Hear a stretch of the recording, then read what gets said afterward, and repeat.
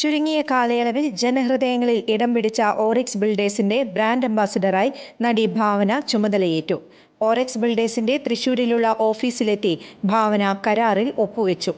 Oryx Builders chairman Ajith Poolothu, managing director Balachandran, director Ajith Kumar എന്നിവർ സന്നിഹിതരായിരുന്നു.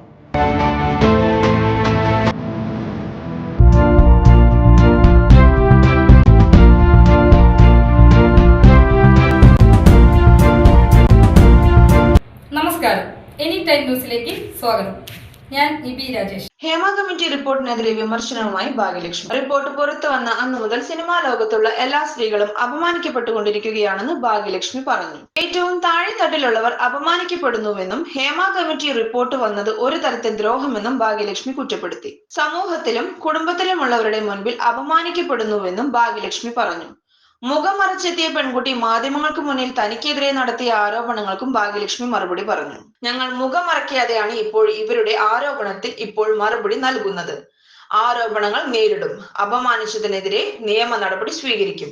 പോലീസിൽ പരാതി നൽകും. മുഖ്യമന്ത്രിക്കും പരാതി നൽകുമെന്ന് ഭാഗ്യലക്ഷ്മി പറഞ്ഞു. കഴിഞ്ഞ 31-നാണ് ഫെഫ്കയുടെ കീഴിലുള്ള സംഘടനകളിലെ സ്ത്രീകളുടെ പൊതുയോഗം നടന്നത്. അതിൽ മുൻധാരണയോടെ 2 പെൺകുട്ടികൾ സംസാരിച്ചു. സംഘടനയെ തകർക്കാൻ ഉറപ്പിച്ച മട്ടിലാണ് അവർ പെരുമാറിയത്. ജോലി സ്ഥലത്തായാലും പൊതുവിടത്തായാലും സ്വയം സുരക്ഷ ഉറപ്പാക്കണമെന്നാണ് അവരോട് പറഞ്ഞത്.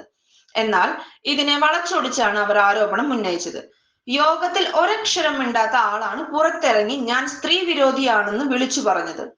മറ്റു 2 പേരുടെ പേരുകൾ കൂടി അവർ വിളിച്ചു പറഞ്ഞു. രാധിക ശരത് കുമാറിനെതിരെയും ഭാഗ്യലക്ഷ്മി ആഞ്ഞടിച്ചു. അവർ ഇപ്പോൾ മലർന്നു കിടന്ന് തുപ്പുകയാണെന്ന് ഭാഗ്യലക്ഷ്മി വിമർശിച്ചു. WCC മെമ്പർമാർക്കെതിരെ ഉയർന്ന ആരോപണം അന്വേഷിക്കണമെന്നും ഭാഗ്യലക്ഷ്മി പറഞ്ഞു. News desk any time news. കൂടുതൽ വാർത്തകൾക്ക് ഞങ്ങളുടെ ചാനൽ സബ്സ്ക്രൈബ് ചെയ്യുക. ഫേസ്ബുക്ക് ഫോളോ അപ്പ് ചെയ്യുക. വാർത്തകൾ വേഗത്തിലറിയാൻ എനി ടൈം ന്യൂസ്.